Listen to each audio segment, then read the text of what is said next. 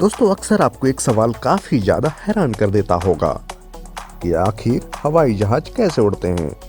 तो चलिए आज इस टॉपिक को हम एकदम आसान भाषा में समझेंगे। सबसे पहले तो हम जानते हैं कि हवाई जहाज पर लगने वाले 4 बल यानी कि फोर्स कौन कौन से होते हैं। एक होता है हमारा थ्रस्ट, ड्रैग, वेट और लिफ्ट। अक्सर हवाई जहाज के दोनों पंखों पर एक इंजन लगे होते हैं।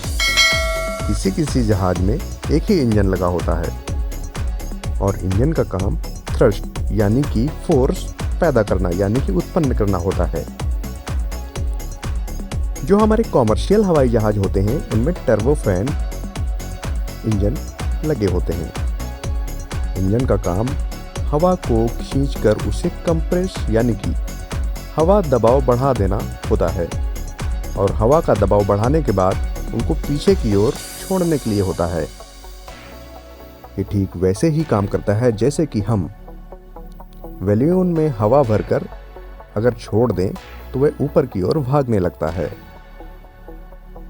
कंप्रेस हवा को छोड़ने पर थ्रस्ट पैदा होता है।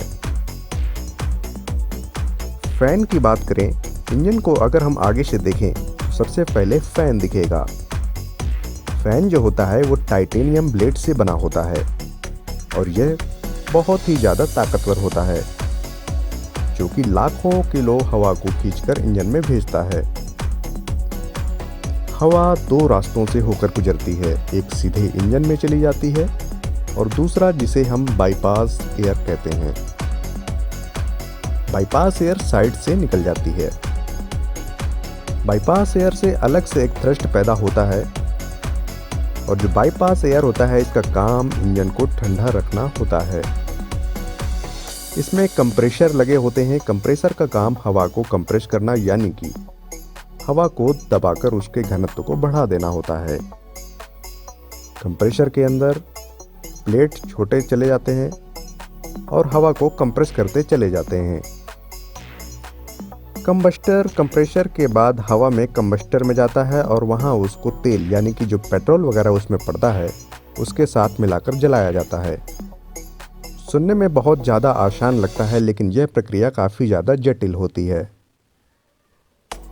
अब बात करते हैं टरबाइन की। जब गर्म जलती हवा टरबाइन से होकर गुजरती है तो टरबाइन को तेजी से घुमाती है और टरबाइन से ही फैन और कंप्रेसर के सॉफ्ट जो उसमें लगे होते हैं वो भी तेजी से हवा को खींचने लगते हैं।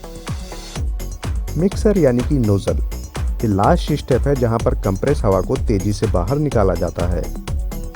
जैसे ही हवा नोजल से बाहर निकलती है कि न्यूटन का तीसरा नियम इसमें लागू होता है यानी कि किसी भी क्रिया के बराबर तथा उसके विरुद्ध दिशा में प्रतिक्रिया होने लगती है यानी कि एक्शन के विरुद्ध रिएक्शन।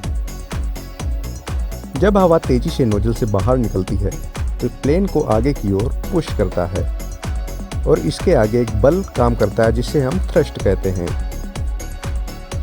जब प्लेन आगे जाता है एक और बल आता है जिसे हम घर्षण बल कहते हैं, लेकिन थ्रस्ट बल घर्षण बल से ज़्यादा होता है इसलिए प्लेन आगे बढ़ता है।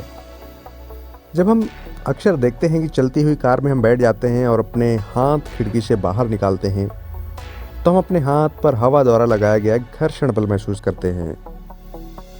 आखिरकार घर्षण बल पीछे की तरफ हमारे हाथ को धकेलता है, लेकिन क्योंकि कार का थ्रस्ट बल इतना ज़्यादा होता है कि हमारे हाथ मजबूत होते हैं और इसलिए हमारे हाथ कार के साथ ही आगे बढ़ते चले जाते हैं। यह सब कार की रफ्तार पर निर्भर करता है।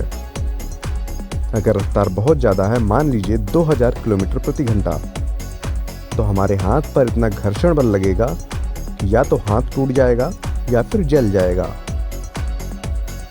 तो दोस्तों अब बात आती है कि वेट यानी कि जो भार होता है ये 2 बल कहाँ से आते हैं। जैसे कि हम जानते हैं कि पृथ्वी पर मौजूद वस्तु का भार जो कि गुरुत्वाकर्षण बल के कारण आता है, जब प्लेन में हवा होता है तो उससे गुरुत्वाकर्षण बल नीचे की ओर धकेलता है, लेकिन जो उसके पंख होते हैं इस तरह से बनाए जाते हैं कि उस पर लिफ्ट बल लगा सके। जब प्लेन को थ्रस्ट यानी कि इंजन आगे की ओर खींचता है तब प्लेन के विंग को इस तरह से हल्का तिरछा कर दिया जाता है ताकि विंग के ऊपर की हवा नीचे से गुजर सके। जब ऊपर की हवा नीचे से तेजी से निकलने लगती है तो विंग के ऊपर की हवा का दबाव विंग के नीचे मौजूद हवा के दबाव से कम हो जाता है और यहीं पर लिफ्ट बल सामने आ जाता है। चूंकि प्लेन का लिफ्ट बल वेट से ज़्यादा होता है, इसलिए प्लेन हवा में उड़ जाता है। एक बार हवा में उड़ने के बाद सारे बल समान हो जाते हैं। जब लिफ्ट और थ्रस्ट बल ज़्यादा होता है तो प्लेन ऊपर की ओर बढ़ता है। जब सारे बल बराबर होते हैं तो प्लेन सीधी लाइन में चलता है। जब गुरुत्वाकर्षण बल और घर्षण बल ज़्यादा होते हैं तो प्लेन नीचे आ जाता है और प्लेन का नीचे लाने के लिए प्लेन की रफ्तार को कम करना पड़ता है, यानी कि थ्रस्ट को कम करना पड़ता है। ये सब इंजन की रफ्तार को कम करने के लिए होता है। तो दोस्तों, आज का हमारा टॉपिक आपको कैसा लगा?